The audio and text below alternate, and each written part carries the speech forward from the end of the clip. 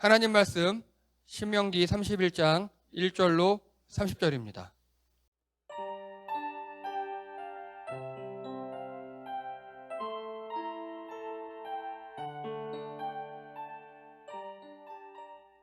모세가 온 이스라엘 백성 앞에 서서 계속 말했다. 이제 내 나이가 120살입니다. 그래서 더 이상 여러분을 이끌어 나갈 수 없습니다. 주께서도 나에게 너는 요단강을 건너가지 못할 것이다 라고 말씀하셨습니다. 그러나 여러분의 하나님께서는 친히 여러분보다 앞서서 요단강을 건너실 것입니다. 주께서는 저 가나안 민족들을 여러분 앞에서 멸망시키셔서 여러분들로 하여금 그 땅을 차지하게 하실 것입니다.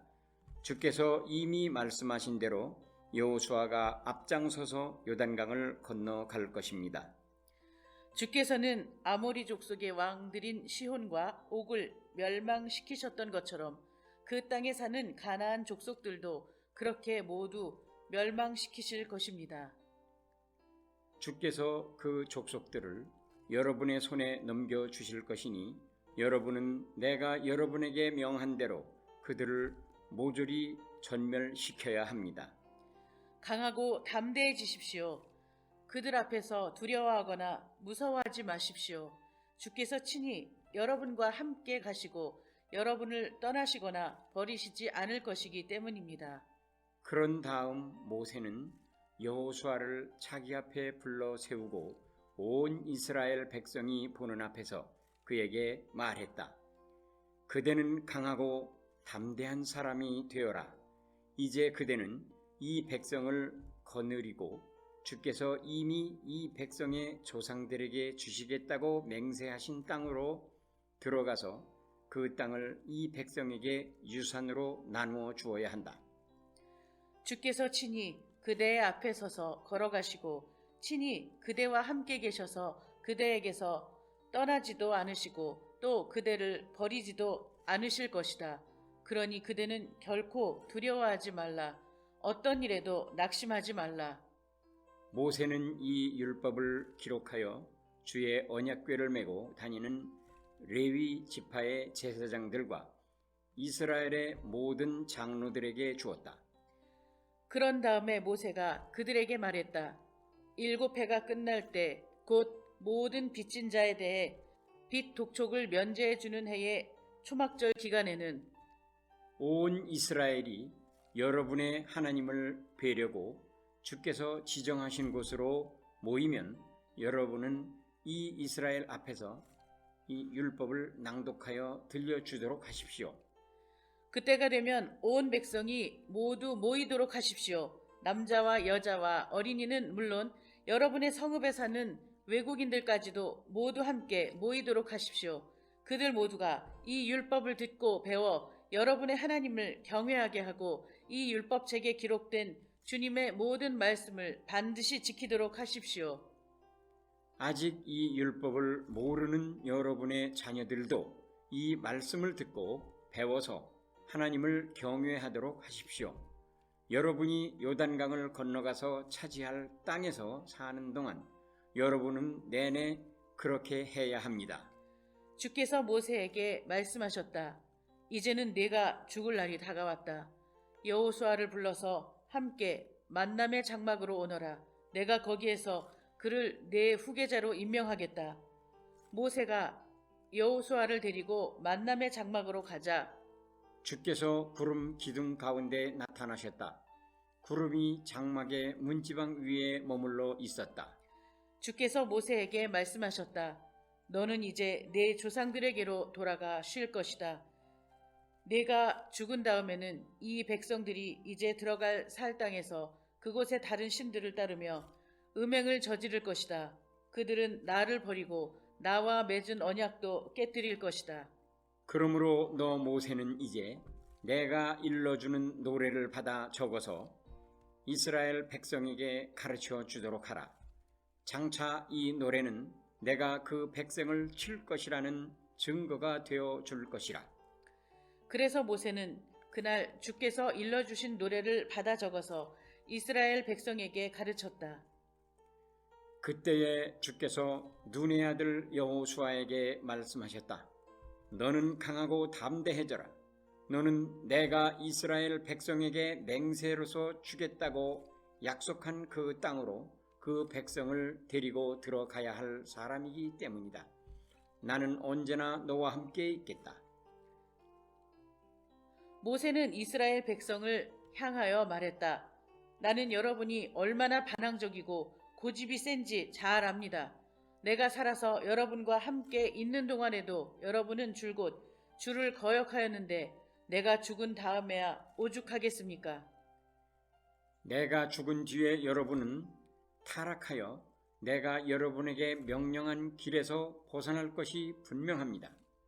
여러분은 주께서 보시는 앞에서 악을 행하고 또 여러분의 손으로 만든 우상들로 주님의 진노를 폭발시켜서 무서운 재앙을 당하게 될 것입니다. 그런 다음 모세는 그곳에 모인 모든 이스라엘 백성에게 주께서 가르쳐 주신 노래를 처음부터 끝까지 다 들려주었다.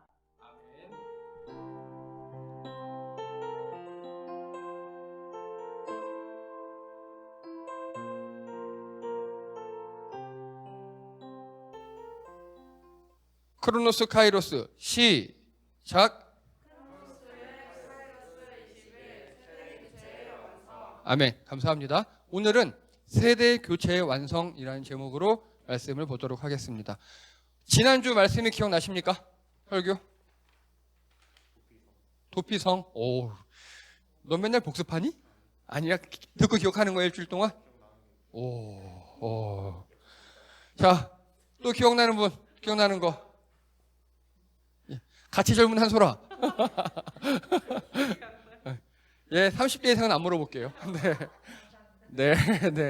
지난주는요, 도피성이었습니다. 그래서 도피성은 뭐 어떻게 만들고, 뭐 6개가 있고, 그리고 과실치사를 방지하기 위해서 했고, 레위인 장로들이 했고, 현직 대제사장 사망일까지, 예. 그럼 이게 현직 대사장 사망이 하면 공소시효가 끝난다고.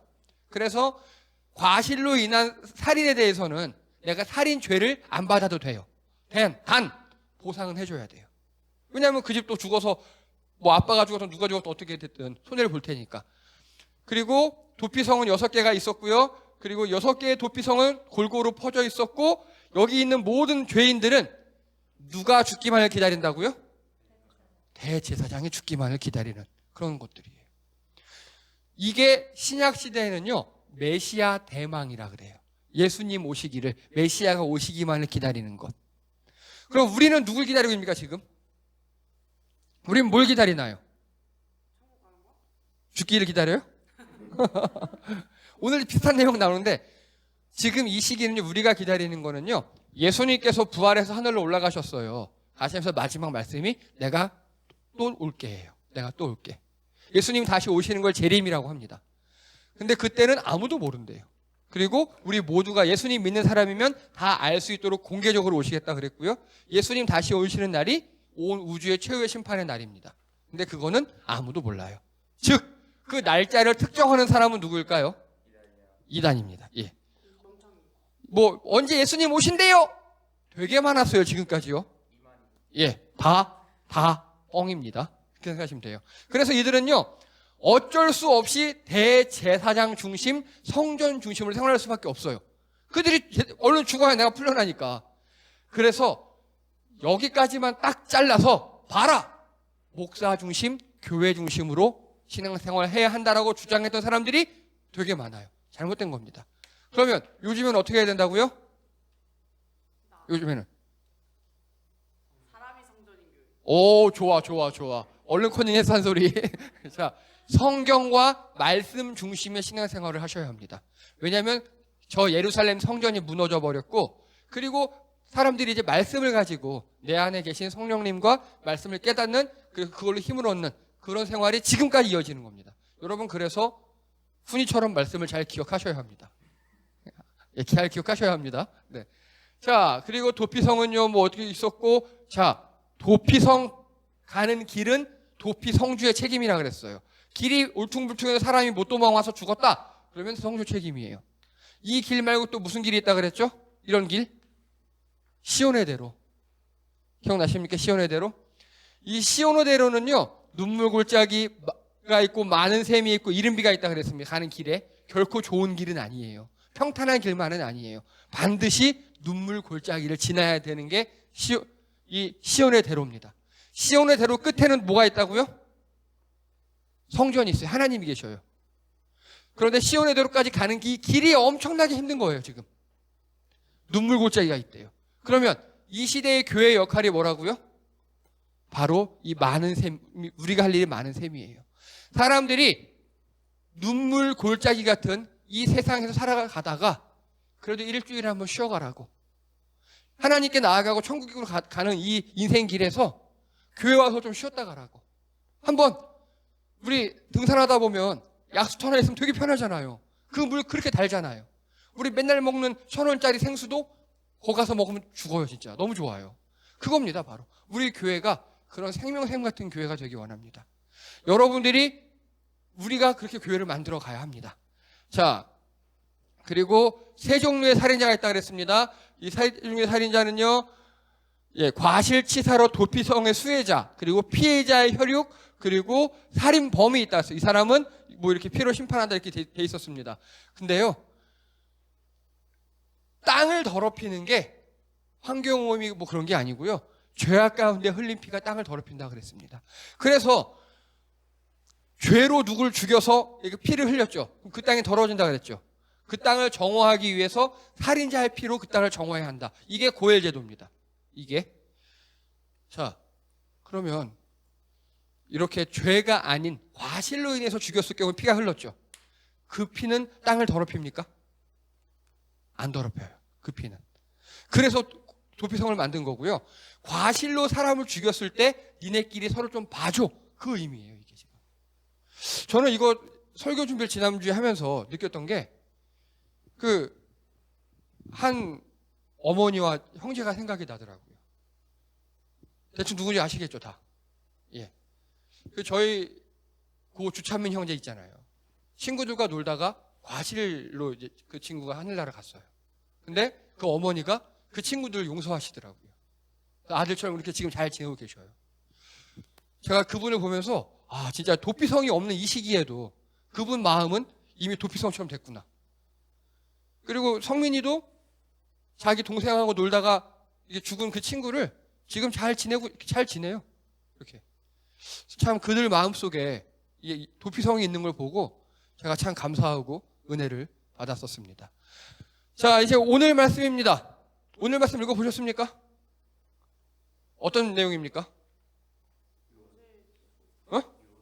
유언. 좋아. 유언 좋아. 누구의 유언? 모세.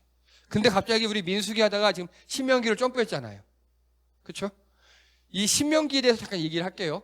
신명기는요, 저자가 당연히 모세고요. 그리고 장소가 모압 평지예요, 이제. 지금 그 땅, 정벌에서 아모리와 바산, 거기 다 멸망시킨 땅. 그리고 고대 히브리어, 요 형식이 중요해요, 형식이. 모세의 설교하고 유언이에요. 모세의 설교 3편이 1, 2, 3가 있는데 그 설교 3편을 요약하잖아요. 이렇게 돼요. 출애굽기, 레위기, 민수기. 우리 지금까지 들은 내용들 있잖아요.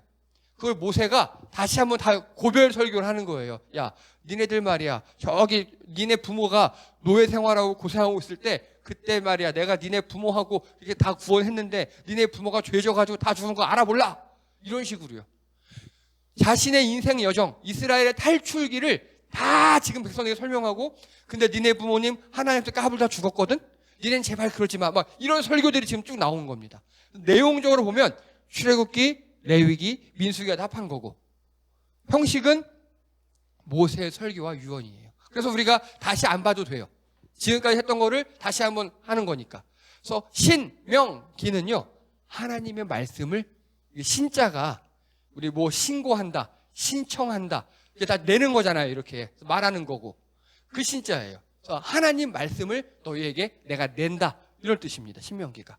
그래서 신명기의 주제 뭐 같습니까? 신명기의 주제.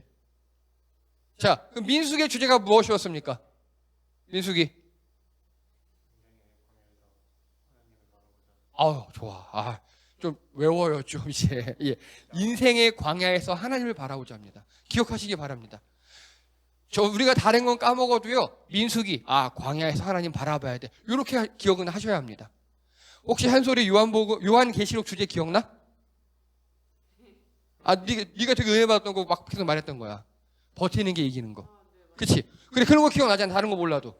그렇게 기억은 하셔야 돼요. 그렇게. 자, 신명기의 주제는 꼭 외우십시오. 하나입니다. 좀! 이해가 되십니까?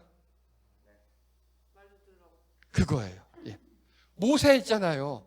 모세가 스트레스를 얼마나 받았겠습니까? 그 사람들 인도하면서 툭 하면 말 안 듣고, 예. 그래서 모세의 마지막 설교 3개가 다 제발 하나님 말 좀 들어, 그거예요.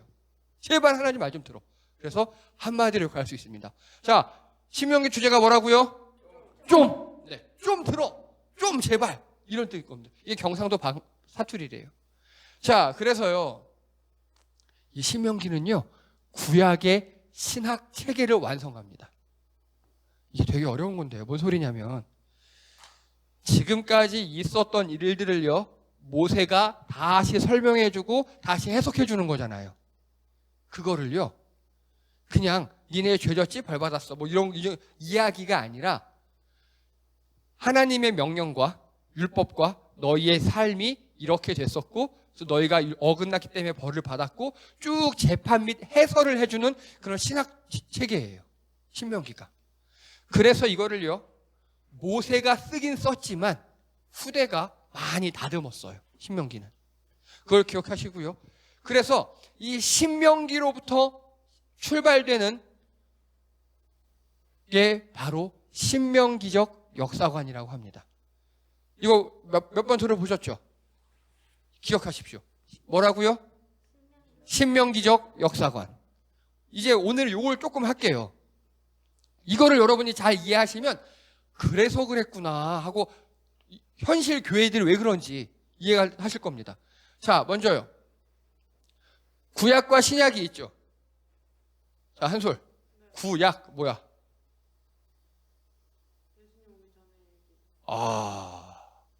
신약은? 자, 뭐 틀린 건 아니에요. 근데 구약은요, 옛날 약속, 새로운 약속 그 소리예요. 그래서 구약과 신약의 관계는요, 한솔이가 얘기 잘했어요. 예수님 탄생일 전의 성경은 구약이에요. 예수님 탄생일 후의 성경은 신약이에요. 이해가 되십니까? 그래서 이 두 개의 관계. 자, 먼저 구약 말씀이 신약까지 그대로 계승되는 게 있어요. 예를 들면 성경의 최고의 계명이 뭔지 아십니까? 을 두 개로 요약해봐요. 100점이에요. 좋아. 하나님 사랑, 이웃 사랑이에요. 성경 전체가. 제일 중요한 게 기억하세요? 하나님 사랑, 이웃 사랑. 그러면 한 단어로 뭐? 성경 전체를 요약하면 한 단어로? 자, 두 개로 하니까 하나님 사랑, 이웃 사랑이었어요. 하나로 하면 뭐? 사랑이에요. 성경은 사랑입니다. 근데 여러분, 흔히 우리가 아는 그런 교회들 있잖아요. 사랑이 느껴지셨나요? 네, 대답하지 않으셔도 다 압니다. 네, 뭐 끄덕끄덕 하시는데 왜 그런지 지금 그걸 설명하려고 그래요. 그래서 구약 말씀이 신약까지 그대로 계승되는 게 있고, 또 신약 시대에는 더 이상 지키지 않아야 되는 폐지된 율법이 있어요. 뭐가 있을까요? 제일 우리에게 치명적인 게 있어요. 돼지고기 먹지 마라. 안 먹고 살 수 있어요? 그쵸. 안 돼요. 한국인은 돼지고기 안 먹으면 큰일 나요. 그쵸? 야, 일주일에 돼지고기 몇 번 먹어? 뭐 삼겹살 이런 거 말고 찌개도 있지, 스팸도 있지, 생각해봐. 엄청나게 먹어요, 우리나라 사람들. 예. 절대 안 돼요. 그쵸? 이런 게 있습니다. 폐지된 것들. 그리고 또요. 구약의 말씀이 약간 변경된 갱신된 율법이 있어요. 뭐가 있을까요? 예를 들어보세요.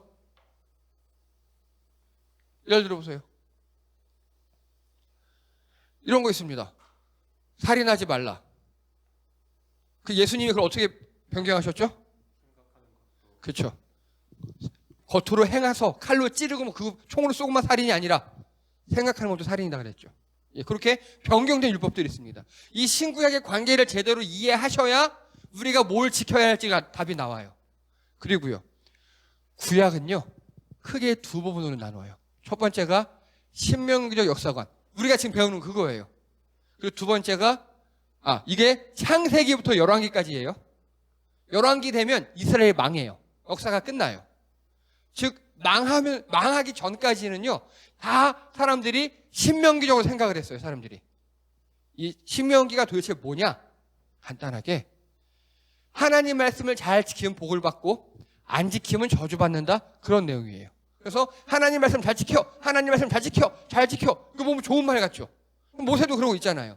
근데 문제는요, 그 말씀을 전하는 사람들이 문제예요. 지금 모세도 몇 번 미스했었죠. 분명히 하나님은 용서하고, 야, 물 줘.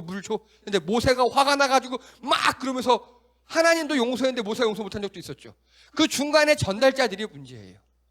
나중에 예수님이 뭐라 그랬냐면요, 바리새인 서기관이라는 그 당시 예수님이 나쁜 사람들한테, 니네도 감당 못할 율법들을 새롭게 만들어서, 자기들도 못 지키는 율법을 만들어서 남들도 고생하게 하고 너도 고생하고 있냐? 예수님이 책망하셨어요. 니네도 힘든 거를 왜 이렇게 새로 만들었냐? 그러고 있는 거예요. 지금 이 신명기적 역사관이 그렇게 변질될 우려가 커요. 이 자체는 나쁜 거 아니에요. 근데 자꾸 이게 변질이 돼요. 그리고 열왕기 끝나고 어떤 일이 발생했다고요, 아까? 이스라엘이 망했어요. 망한 다음에 사람들이 다시 생각을 해보는 거예요. 왜? 아니, 봐봐요. 우리는 옆에 아까 에돔도 있었고, 그리고 암몬, 모압 있었죠. 걔네에 비하면 우리는 그래도 비교적 잘 지킨 애들이에요. 걔네에 비하면. 근데 우리가 걔네한테 망해버렸어요.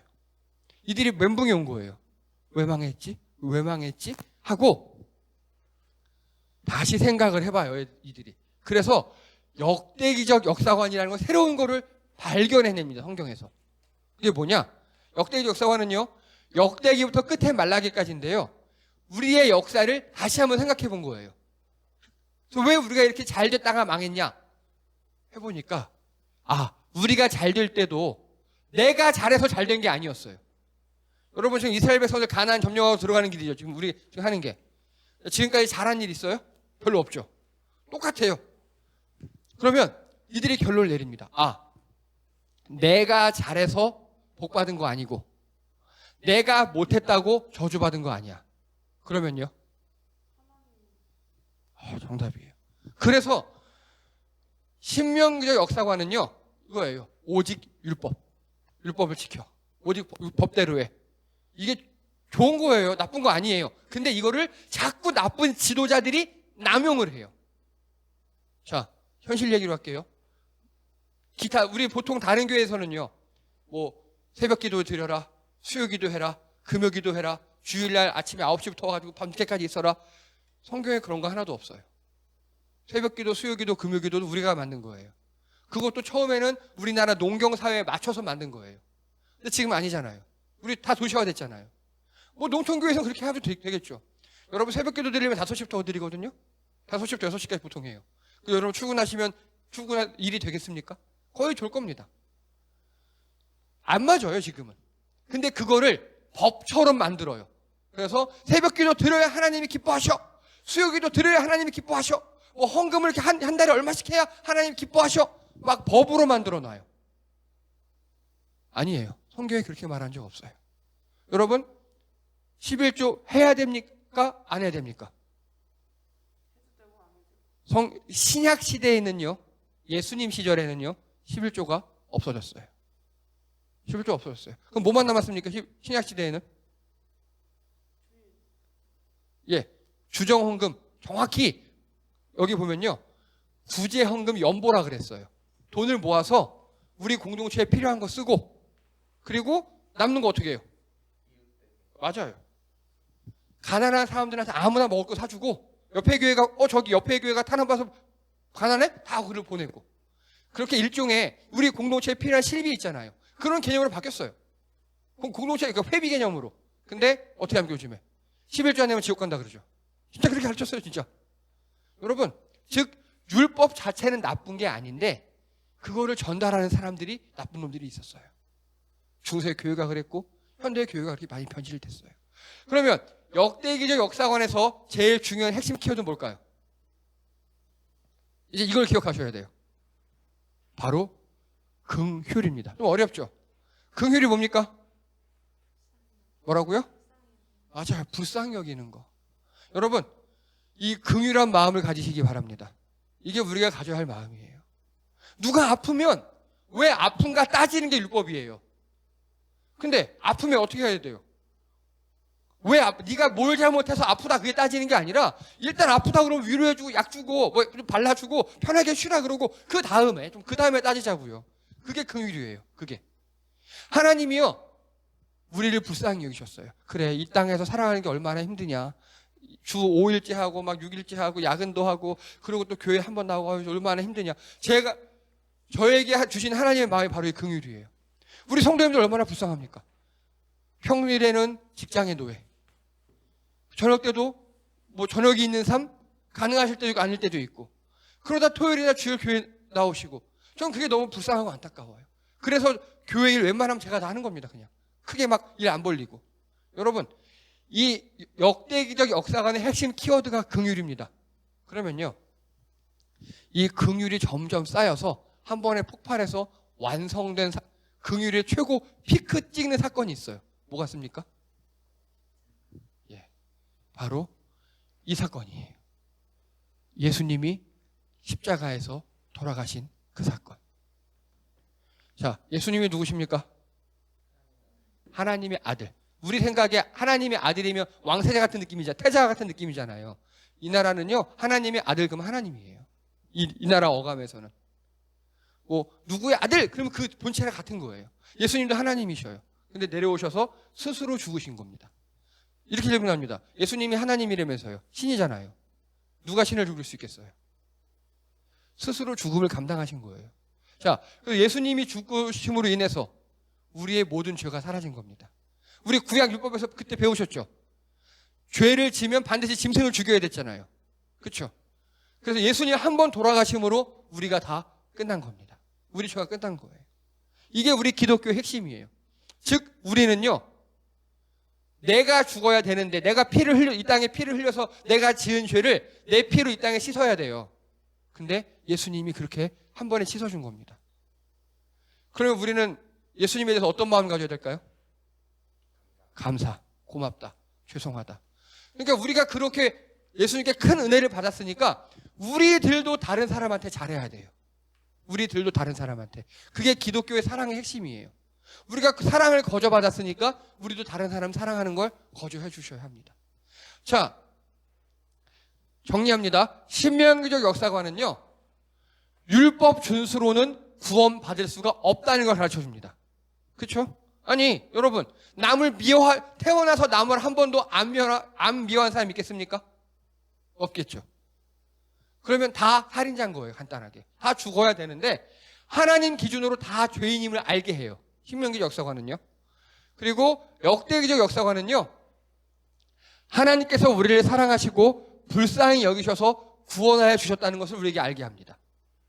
이 두 개를 합한 게 신명기적 역사관에서 역대기적 역사관을 넘어와야 돼요. 이해가 되십니까? 여기서 못 넘어오면요 니넨 다 죄인이니까 교회 와서 회개하고 죄인이니까 헌금 내고 죄인이니까 힘들게 살아 이렇게밖에 안 되는 거예요. 이해되십니까 이제? 그러니까 지금까지 우리나라 교회들이 여기서 일로 못 넘어온 거예요. 오히려 교회는 믿지 않는 다른 사람들을 넌 믿지 않지? 나쁜 놈 어디 우리 교회 주차장에 주차를 해 이러면 안 된다고요. 오히려 그들에게 더 불쌍히 여겨야 돼요. 그래서 교회가 할 일이 이웃을 불쌍히 여기고 사랑하고 누가 가난한 사람은 먹을 것 좀 주고 그게 진짜 교회가 할 일입니다. 자, 그래서 예수님께서 스스로 희생하신 이 희생을 우리가 본받아야 합니다. 자, 그럼 얼마큼 희생하시겠습니까, 여러분들? 여러분이 감당할 수 있는 만큼이에요. 이해가 되십니까? 예수님은 우리를 부모님처럼 사랑하시니까 죽으신 거예요. 여러분이 감당할 수 있는 만큼, 여러분 삶에 지장이 없는 만큼, 내가 이만큼 희생해도 내 삶에 큰 지장이 오지 않을 만큼 있죠. 그만큼 이웃을 위해서 이웃을 불쌍히 여기시고 조금씩 헌신, 희생하시기 바랍니다. 그게 신명기적 역사관, 역대적 역사관을 흐르는 우리가 해야 할 태도입니다. 자, 이제 대충 이해가 되시죠, 이게? 그러니까 다른 교회들이 이만큼 못 넘어, 정확히 목사들이 역대적 역사관을 이해하지 못하니까 자꾸 정죄하고 너 그거 죄야, 이걸 하면 돼, 이걸 하면 안 돼, 그런 거 되게 많이 들으셨죠? 그러고 있는 거예요, 자꾸. 이건 해도 돼, 이건 하면 안 돼가 아니에요. 그럼에도 불구하고 이 힘든 세상에서 살아가는 걸 불쌍히 여겨야 돼요. 여러분, 제발 이웃들을 불쌍히 여기신 여러분 되시기 바랍니다. 정죄하시면 안 돼요. 너 죄인이야! 는 누구만 하는 거라고요? 하나님만 하는 겁니다. 하나님만. 자, 이제 오늘 말씀으로 들어갑니다. 오늘은요, 모세의 마지막 언행, 뭐 유언도 좋아요. 그런 겁니다. 그런데 보니까 요단강 서쪽에 이제 강을 건너가서 정벌 해라. 그리고 여호수아를 세워줘요.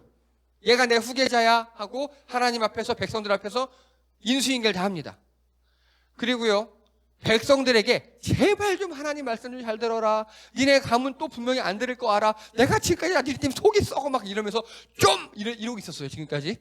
그리고 그걸 노래로 가르쳐 줬어요. 하나님 말씀을. 우리 32장에 보면 노래가 나와요. 오늘은 말씀이 없어요. 노래 기회로 다 잘랐어요. 네. 그리고요, 이게 유언이잖아요. 좀 이상한 거 없습니까?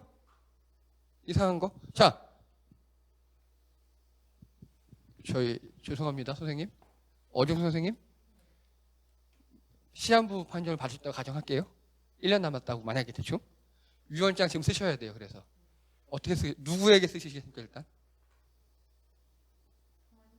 부모님. 그렇죠?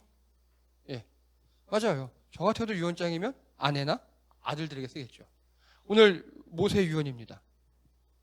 뭐가 빠졌습니까? 예, 그거예요. 가족들에 대한 말이 한마디도 없어요. 왜 그럴까요? 아내 십보라 있고요. 아들 게르솜 엘리에셀이 있어요. 모세도. 없어요. 그들에 대한 말이. 왜 없을까요? 왜? 유언이면 당연히 이렇게 하고 내 유산 뭐 이렇게 하고 이 지팡이는 네가 갖고 뭐 나 뭔 네가 갖고 뭐 이렇게 다 해야 될 거 아니에요. 그게 기본이잖아요. 근데 보니까 그런 거 없어요. 백성들 막 당부 제발 말 잘 들어 이러고 있고요. 그리고 내 후계자야 이러고 있고요. 왜 가족들에는 당부가 없을까요? 한번 생각해 보세요. 왜냐면요, 지금 모세 나이가 120이죠. 아내 나이도 또래나 약간 어리거나 그러겠죠. 그리고 게르솜 엘리에셀도 최소 100살 가까이 됐겠죠. 예, 아마 80살쯤 됐을 거예요. 모세가 40 넘어가서 났으니까. 모세는요, 그 모든 가족들이 이미 잘 큰 것도 알고 있고요. 내가 없어도 잘할 거 이미 다 알고 있는 거예요. 그래서 내가 없으면 안 될 사람들에게 남기는 겁니다. 누굽니까? 내가 없어도 안 될 사람들. 백성들이요, 백성들. 내가 없으면 안 될 사람들. 아마도 모세가 가정교육에 실패해서 이 게르솜 아들이 80살인데 맨날 술 먹고 하나님 말씀 안 듣고 그러고 살아요. 그러면 이렇게 유언이 이런 뜻으로 안 되겠죠. 아마 모세는 가정교육이 잘 된 것 같아요. 그래서 내 가족들이 아닌 정말 내 일에 대해서 하나님 내게 맡겨주신 그 사명에 대해서 좀 유언을 남기고 있는 겁니다. 그런데 오늘 죽기 전에 이야기인데 굉장히 담담해요. 뭐 큰 거 별 것도 없어요. 저는 이거 읽으면서 되게 울컥하고 막 이제 드디어 모세가 가는구나 뭐 그러고 있는데 보면 모세 자체는 별로 그런 게 없어요. 그런데 성경에 이런 사람이 또 있어요. 그걸 알면 모세가 왜 이렇게 담담했는지 알 수 있습니다. 자, 앞에 보면서 다 함께 읽겠습니다. 디모데후서 4장 6에서 8절 말씀입니다. 6절부터 나는 시작. 나는 이미 부어드리는 제물로 피를 흘릴 때가 되었고 세상을 떠날 때가 되었습니다. 나는 선한 싸움을 다 싸우고 달려갈 길을 마치고 믿음을 지켰습니다. 이제는 나를 위하여 의의 멸관이 마련되어 있으므로 의로운 재판장이신 주님께서 그날에 그것을 나에게 주실 것이며 나에게만이 아니라 주님께서 나타나시기를 사모하는 모든 사람에게도 주실 것입니다. 아멘. 이게 바울 대충 들어보셨습니까? 예. 영어명 폴 많이 영어 이름 쓰잖아요. 다 바울에서 딴 거예요. 바울이 죽기 직전에 자기의 아들 같은 사람 디모데에게 쓴 편지예요. 이렇게 얘기합니다. 나는 선한 싸움을 다 싸우고 달려갈 길을 마치고 믿음을 지켰다. 여러분, 제 소망이 이겁니다.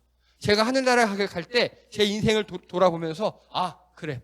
나는 그래도 선한 싸움을 잘 싸웠고 달려갈 길 하나님께서 하신 거 다 했고 그리고 믿음을 잘 지켰어. 이렇게 고백하는 게 제 꿈이에요. 그리고요, 여기서 제가 주목하는 거는요, 이게 아니에요. 바로 이 부분입니다.